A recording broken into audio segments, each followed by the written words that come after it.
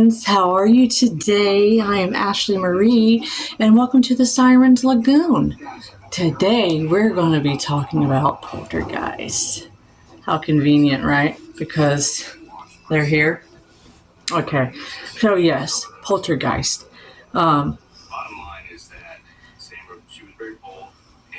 talking about the 1982 film. It's based on terrifying but true events that inspired the movie. Bet you guys didn't know it was true. And what made the movie come out. So, they're here. That spooky line by that little girl. That is the most spookiest and also most famous line in the movie. It comes from Carol Ann Freeling, also played by Heather Oroki. We'll put her name down here because we all know I can't pronounce shit for nothing, you know? I mean, I can, but anyways, she's young, she's blonde, and she's very creepy. Okay. And she's cute. Too bad she passed away, so I don't have any older pictures of her. But we remember her, right? They're here. Of course. Of course they are. But, you know.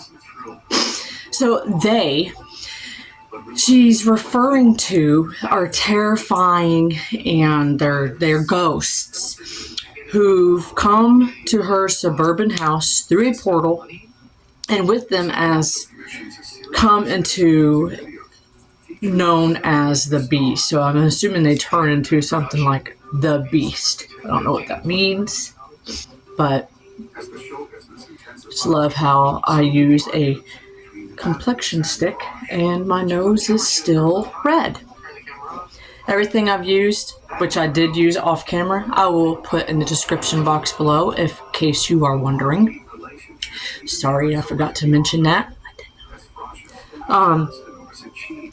So they come into her home, and they are a dark presence that will eventually snatch up Carol Ann through her bedroom closet and take her to another dimension. But before all that happens, the Freeling home experiences paranormal activity that one can liken to the poltergeist of the film's title. In case you didn't know, the word poltergeist is a German word known for noisy spirit. They're prone to physical disturbances such as taps on the wall, bent spoons. Damn, they're strong. Moving furniture, possibly pushing you down. I mean, they're noisy.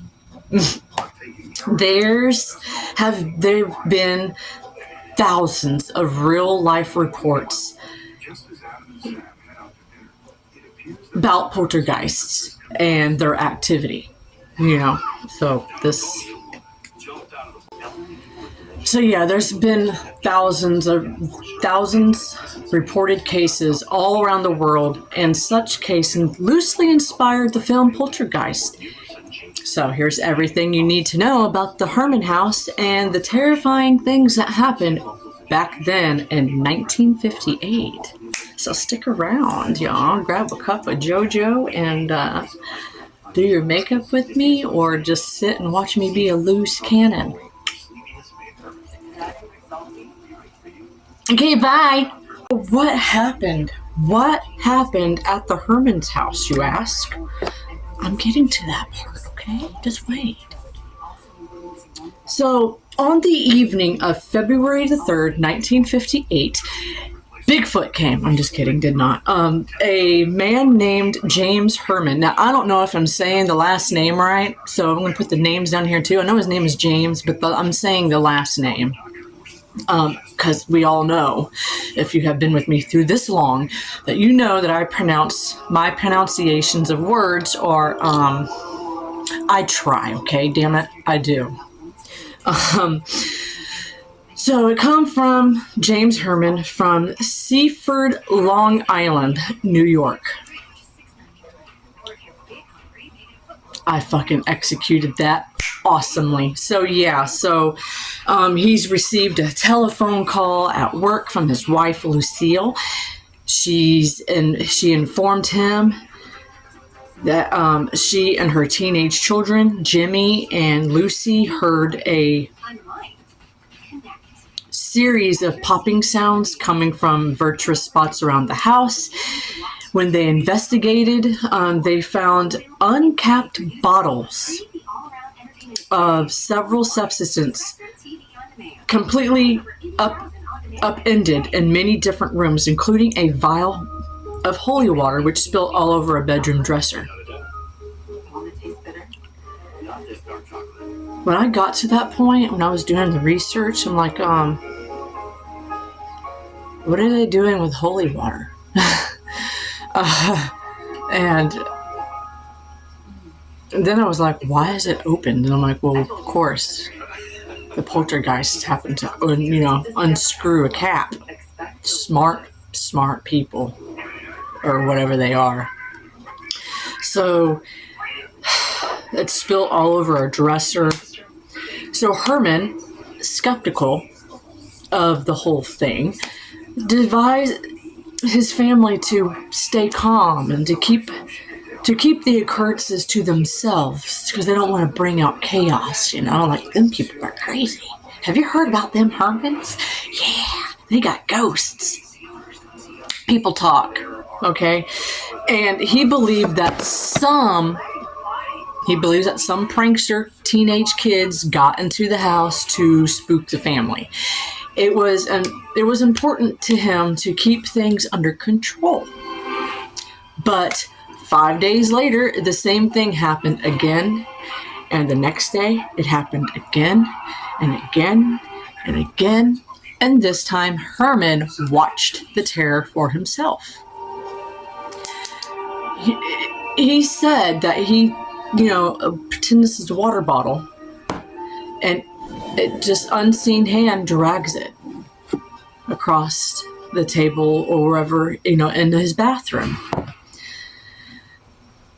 Now, he calls the police. So they call the police. When the police arrived, more bottles began popping throughout the home, and they performed series of tests, I guess, to debunk it. But what is the police going to do? Arrest the poltergeist? So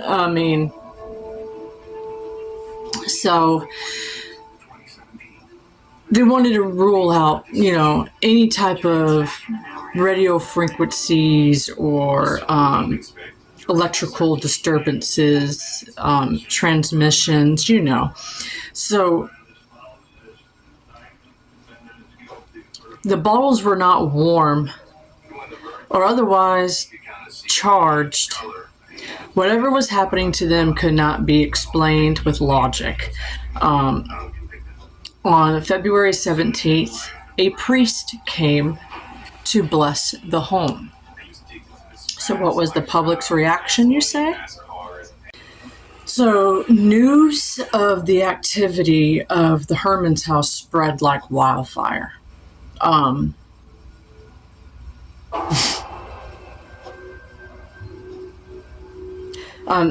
was the subject on the article on Life magazine. People wrote the Hermans letters offering potential reasonable to explain. There. Such hard words, huh?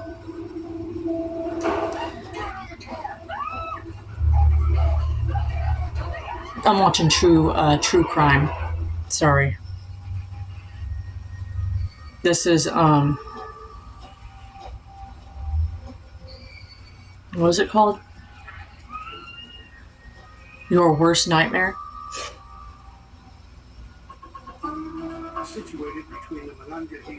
And while others believe the activity to be the result of poltergeists, whatever the case, more activity occurred, and officers even witnessed the moving of objects this time. To make matters all the more unusual, the Herman house was not your typical haunted house. It was a suburban model purchased new in the 1953 era. And get this, the Hermans were the only people who ever lived there. There was nothing to indicate the unfinished business of some previous tenants. So why did this seem to like... So why did this seem like an otherwise a traditional haunting? I mean, maybe because of a native burial ground? Duh. You're welcome. We just solved the case. You're welcome. Okay, bye. Thank you for joining me. That's what I believe. That's what Dr. J.B. Ryan, director of Duke University's Pharmacology Laboratory. I just totally messed that up big time. It'll be down here, okay? The more you know. So he happened to find out, he found out about all of this, and he approached the Hermans about a month of disturbances. Ryan believed that the presence of teenage Herman children might be attached to the poltergeist activity. Adolescents are usually present in home where poltergeist activity takes place.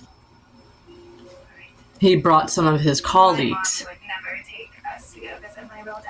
to the house so they, do studies and interviewing the family and recording some of the mysterious occurrences. However, there's always a however,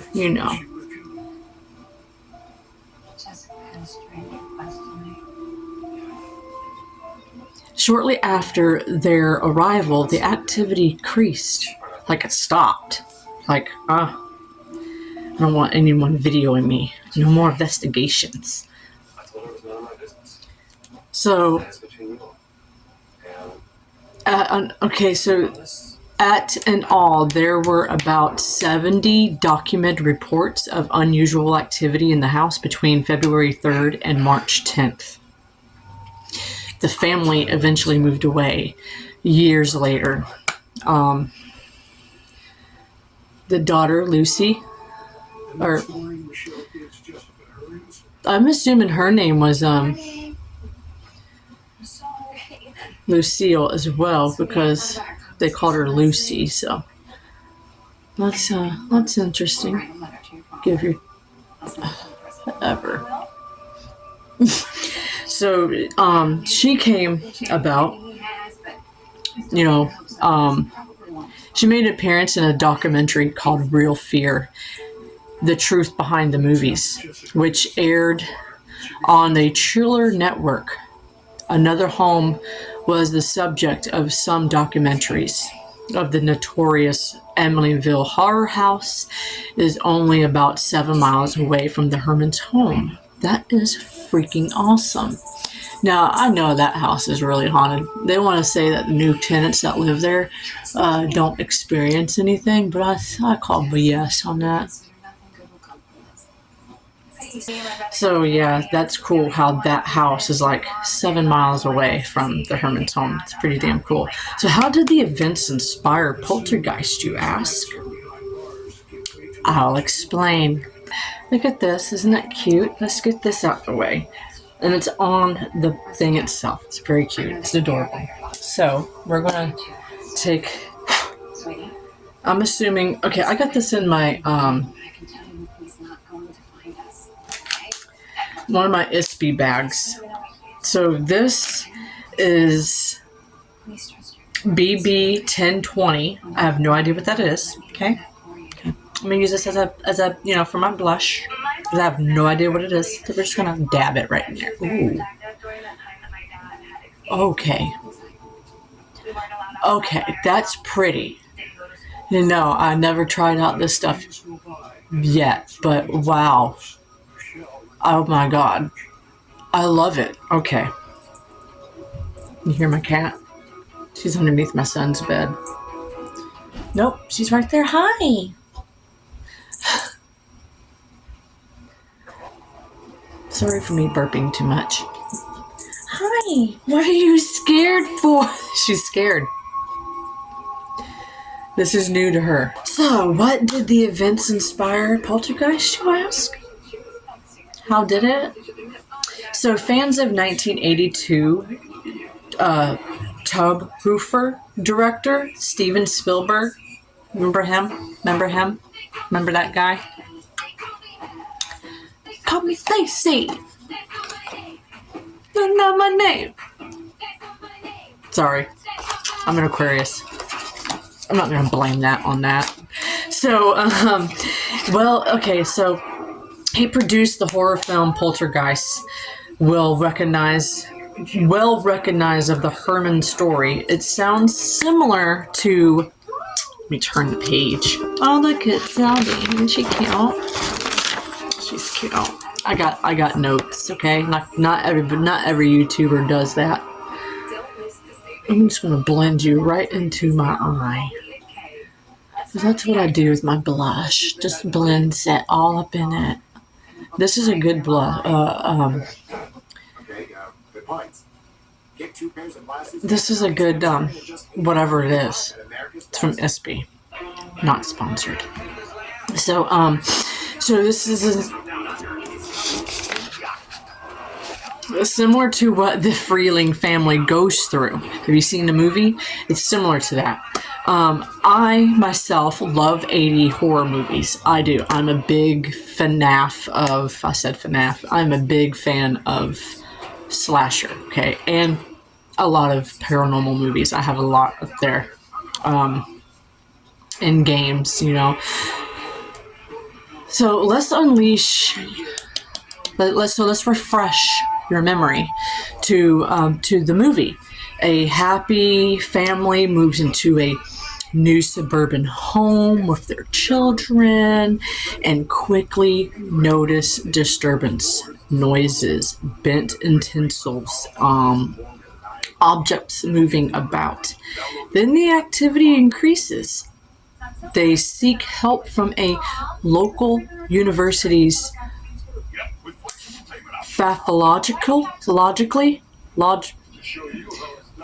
okay, it's not like some type of psychologist or anything. It's something that has to do with paranormal. Guess what I caught? I caught the Snitch. It's pretty. But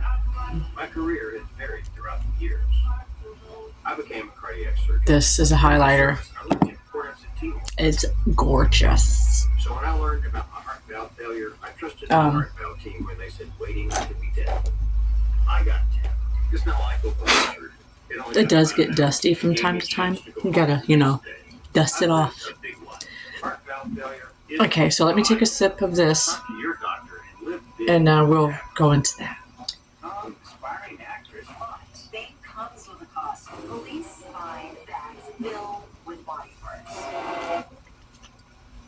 Okay, you didn't need to hear that. Death by Fame, all new tonight at 9.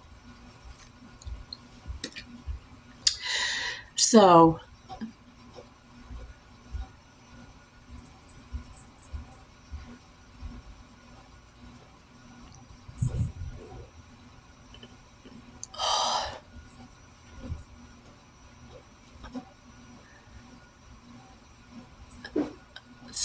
we're not talking about this right now.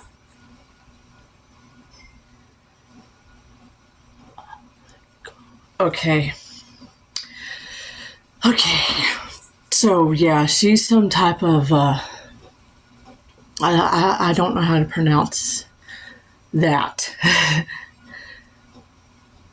Hang on a minute. Okay, so they seek help from a local university's parapsychology. department who comes to investigate the house. So a parapsychology, they're kind of like a paranormal researcher. That's what that is. I didn't know that was a thing, but it is. Go to her to investigate. Eventually, fed up with the lack of resolution and the disappearance of their daughter, they seek out a psychic who helps them cleanse the house. Now, that psychic is that one lady that's kind of short. You know, she's in a lot of other horror movies. She's like, what's it? She's more of, what do you call that? An overrated actress. Overrated. No, underrated. I didn't mean to say overrated. She's an underrated actress because she's not in a lot of movies, but she's a very good actress. You know who she is, this lady. You're welcome. So yeah, obviously Poltergeist is more sensationalized when the story of the Hermans. There are physical apparitions, Native American burial grounds, body composing portals, and skeletons popping out of the swimming pool. I failed to mention that. Let me stick my little golden stitch back in its I just played Quidditch. Everyone should have a goal. Yeah. What is yours? Gryffindor? Or mine is Ravenclaw. I can't talk today. And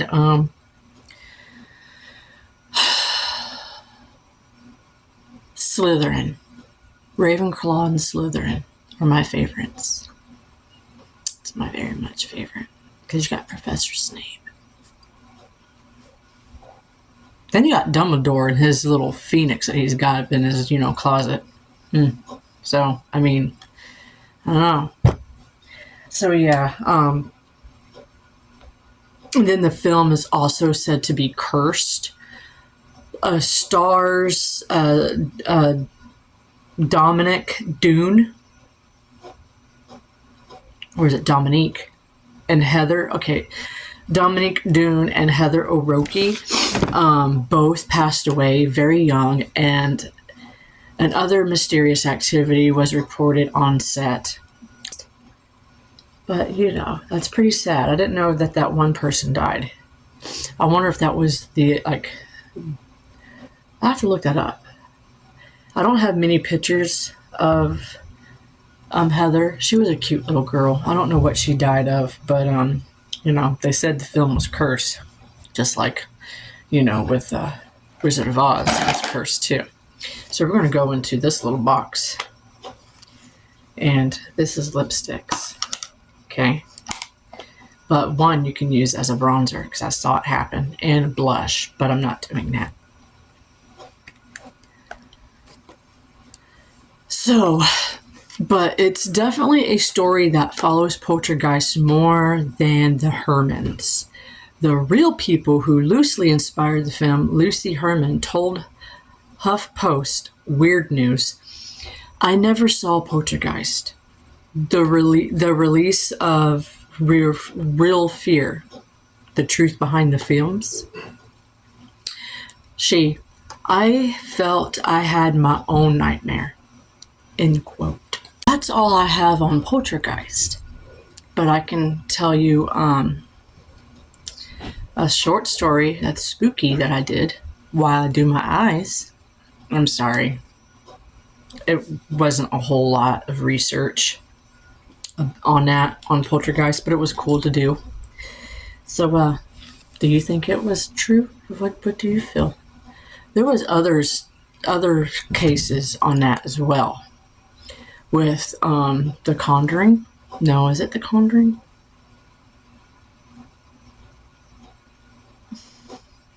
The movie where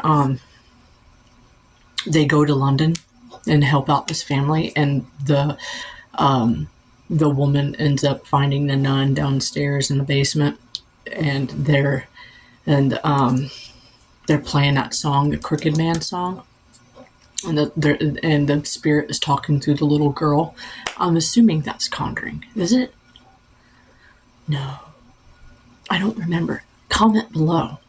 So here's my short story that I wrote. I don't even know if I wrote it on my blog, but we're going to go into the Monster Book of Monsters. Isn't this cute? It's so soft. Centaur, which is this little thing right here. It doesn't look like that on camera, off camera, because camera usually lies. So once in a small town, much like Plant City, there was an old and abandoned house at the end of a lonely road. It was said that no one had lived there for decades, and strange lights would flicker in the windows at night. The townford whispered that the house was haunted by a spirit of a woman named Eliza. Now this is going to be all over lid.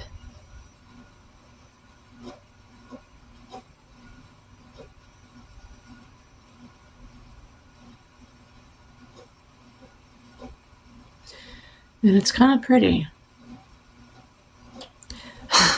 So, who had disappeared mysteriously long ago. One Halloween night, a group of friends dared each other to enter the house. As they stepped inside, the air grew colder, and they could hear faint whispering echoing through the halls. They ventured further, finding old and dusty furniture and cobwebs covering portraits staring back at them, and suddenly one of the friends noticed spelled diary wrong there. So the friends noticed a diary on the table covered in dust and still intact. Apparently it didn't destroy itself over time. As they opened the diary, the pages began to turn by themselves, revealing Eliza's final chilling entry. They are coming for me tonight. I can hear their whispers. If anyone finds this, beware the shadows. So in a quiet, oh yeah, I forgot. Okay, I don't know where I'm going. Just then the lights flickered and the rooms filled with an ice wind, and friends felt a presence behind them. As they turned around, they saw a ghostly figure of a woman with hollow eyes and a mournful expression. They were never again seen. In a quiet village, there was a legend about a mysterious fog that rolled in every full moon. The townspeople said that anyone caught in the fog would vanish without a trace, and one night a curious traveler decided to investigate, ignoring the warnings of the locals. As he walked into the fog, he felt a strange pull, like the mist was alive. Probably was. I mean, after all, you dumbasses don't know how to listen to people when it comes to that. Like, hey, I wouldn't do that if I were you. Well, why not? Because the fog comes alive. Shadows danced around him, and he heard soft whispers calling his name. The deeper he went, the more disordered they became. Suddenly he stumbled upon an old, forgotten graveyard where the fog thickened and the whispers grew louder. Wouldn't that be time for you to not follow it, but go back, you know?